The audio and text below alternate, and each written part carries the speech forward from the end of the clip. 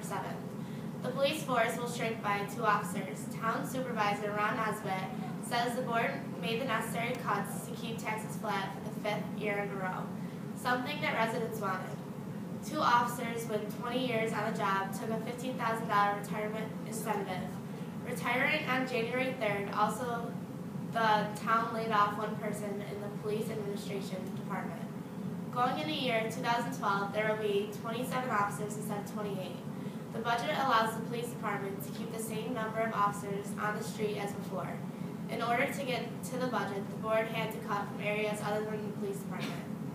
There is also budget cuts in the library, and the hours will be reduced. Officers that used to teach the DARE program will no longer be teaching them. The community will have to step in and help. The Sheriff's Department is now taking phone calls to take on some of those responsibilities that Webster was doing. Although this year's budget was tough balancing, 2013 looks to be even more strenuous. Do you think that this is a better option rather than raising taxes? To learn more about this topic, search on Twitter, #WebsterTownBudget.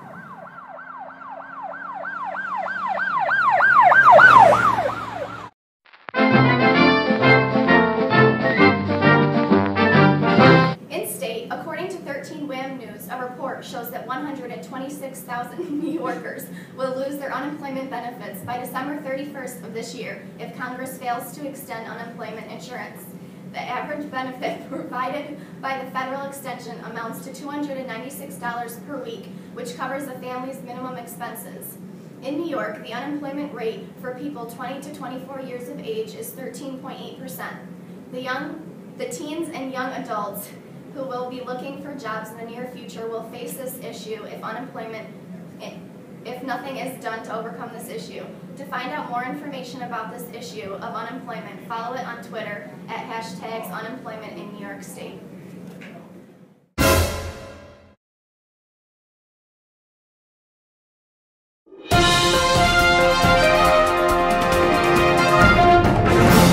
For today's national news, the topic of the day is living expenses.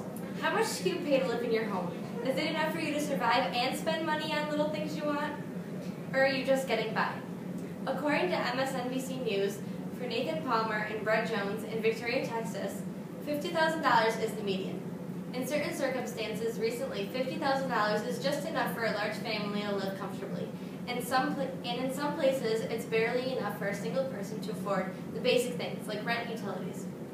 Some Americans who have encountered unemployment would be more than happy to be earning $50,000 a year.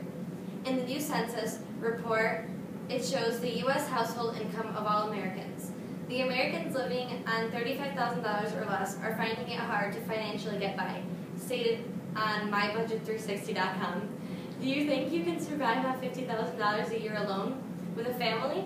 Tell us what you think. Follow us on #TodayMoney on Twitter.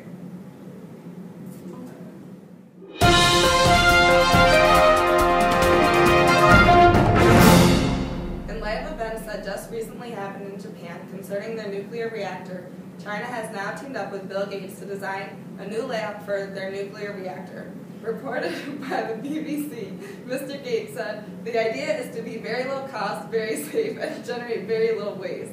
The project is planned to take up to the next 5 years and use about $1 billion.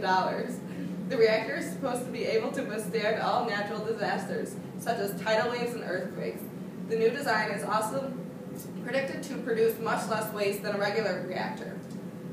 Gear reported that the new reactor design is very low maintenance and will operate for 40 to 60 years.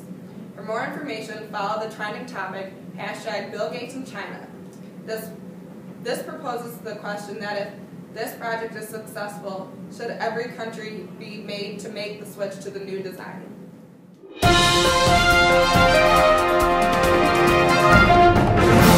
Today's political discussion, Herman Cain is deciding whether or not to stay in the nomination for president.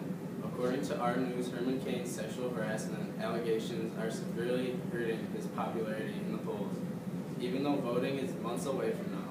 Shannon Bones, a county leader for Cain's for New York, states that it has been a difficult week for him, and that the vote should be based on his leadership ability. Bones is taking Cain's side and supporting by saying anytime someone support has their character questions, it makes it hard. In one of Kane's speeches, he states, "I am suspending my presidential campaign because of the continued distractions and the continued hurt caused on me and my family." Do you think Herman Cain is making a good decision dropping out of the election? Tell us what you think on Twitter. Follow us on hashtag Herman Cain campaign.